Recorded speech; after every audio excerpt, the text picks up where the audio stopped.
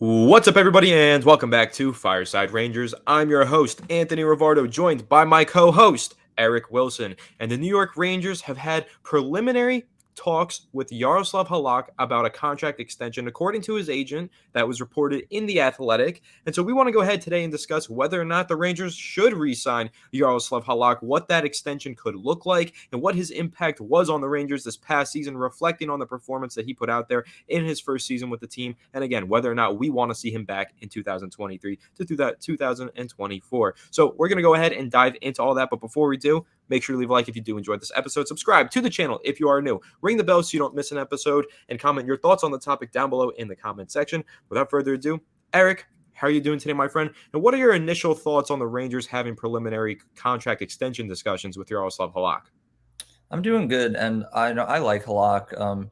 His season with us, it was decent. I don't think he really excelled in any aspect whatsoever, but he also didn't really hurt the team.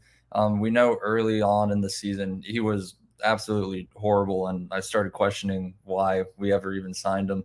But then he picked it up and really improved and got comfortable later on in the season. He finished with just like an average record of 10, 9, and 5, a 2.72 goals against average, and a .903 save percentage. So I think the big, flashy number there is that he only went 10, 9, and 5 throughout the regular season. But considering the fact that he started off like 0 and 7 and then improved to a 10, 9, and 5 really shows that he did go on like a really hot streak for a little bit there with the Rangers. So overall, I wouldn't be opposed to re-signing him. He is getting a little older. He's 38 years old now. So I don't think it should be anything long term, maybe just like another 1 or 2 year contract. But overall, to know that they've begun preliminary talks, I don't see that as a negative. Yeah, me neither. And I think that the main thing I want to discuss with Halak is the way that he bounced back, because he started off the season in tremendously poor fashion. This is a player that, if you've been watching the channel for a while, dating all the way back to last offseason, Eric and I identified Halak as a player that we wanted to see the Rangers sign. Eric told me, let's talk about him on the channel. And so we dove into him, and we were like, this is the perfect veteran to back up Igor Shesterkin. Lo and behold, the Rangers agreed with us. They heard us because they do listen to us. And then they went and they signed him. So then he was here for the season, and he started off the season in such a poor fashion. We were like, uh-oh, we were wrong. We made a mistake. Maybe the Rangers should stop listening to us. But instead, he turned it around, and I actually walked away from this past season rather impressed with Jaroslav Halak, and I thought that he played extremely well down the stretch and did earn the right to get an extension with the New York Rangers, in my opinion. But again, 38 years old. His last contract was a 1 year, $1.5 million contract.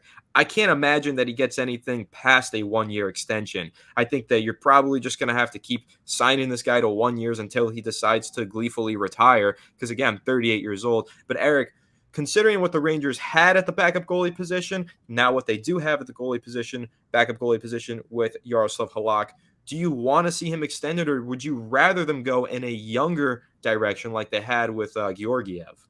See, that is the question at hand, because like you said, like the most realistic option if the Rangers were to keep Halak is definitely not a long-term deal. He's 38 years old. He's probably nearing his retirement within the next couple of seasons.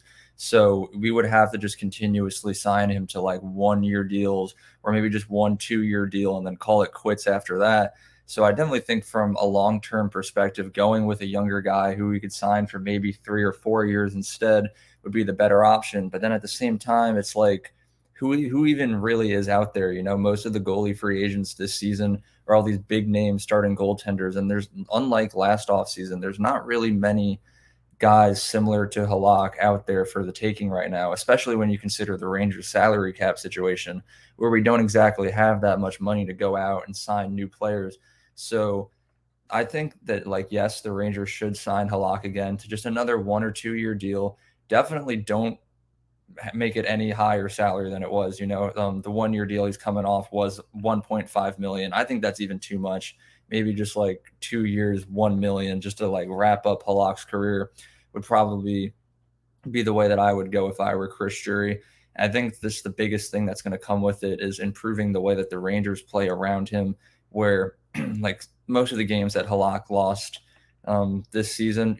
Some of them were like really bad, like just unexcusable, but a lot of them Halak played very well.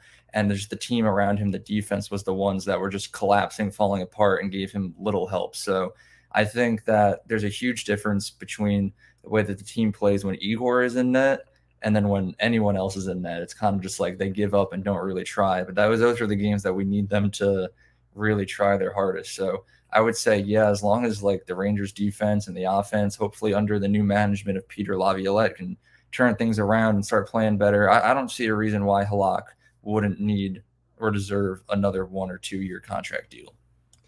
Yeah, I think something that you identified there was not necessarily the fault of Halak, but really more of the mindset of the Rangers whenever they would put Halak in net. They were kind of only putting him in against what they consider to be inferior opponents and then playing down to the competition and oftentimes losing those games that they absolutely should have won. But again, that was more mindset based, leadership based, in my opinion. And I don't think that's going to be as big of a problem this upcoming season with Peter Laviolette. Again, I like the Laviolette hire and I believe in him. I think that was ultimately a Gallant problem. The Rangers players talked about needing a sense of direction. They clearly didn't have much direction whenever Halak was on the ice and in net. And I think, again, a lot of that was mindset based from the coaching staff onward. But I think that the main thing that the Jaroslav Halak conversation comes down to is whether or not the Rangers need to get younger, right? They have a lot of young talent. Igor Shesterkin in his prime, he's going to be here for a very long time. They've got the kid line offensively, but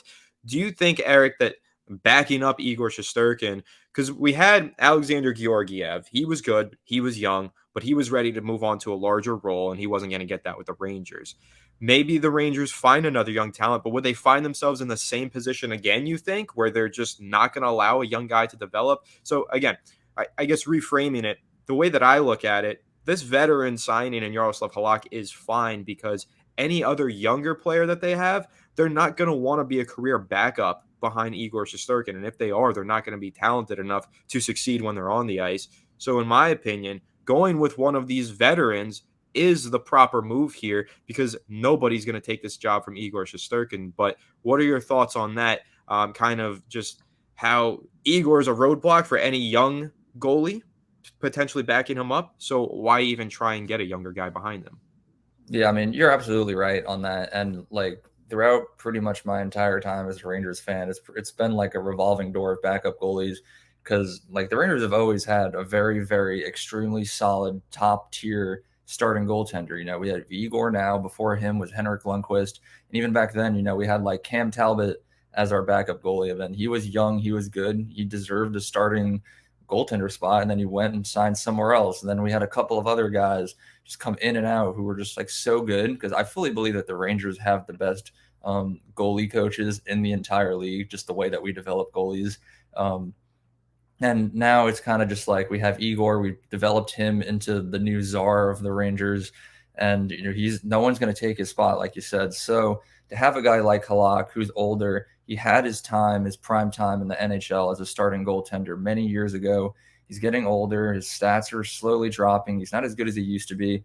He's just happy to be here at this point. He's okay with not playing every single game, being behind a guy like Igor Shesterkin, and hopefully is willing to do that for another year or two. The only negative that might come with a signing like this would be the fact that, he is old. He played pretty solid last season most of the time, outside of a few poor showings. But as he continues to get older, it's like, are his stats going to continue to decline, or is he going to be like a steady, decent goalie for the remainder of his career?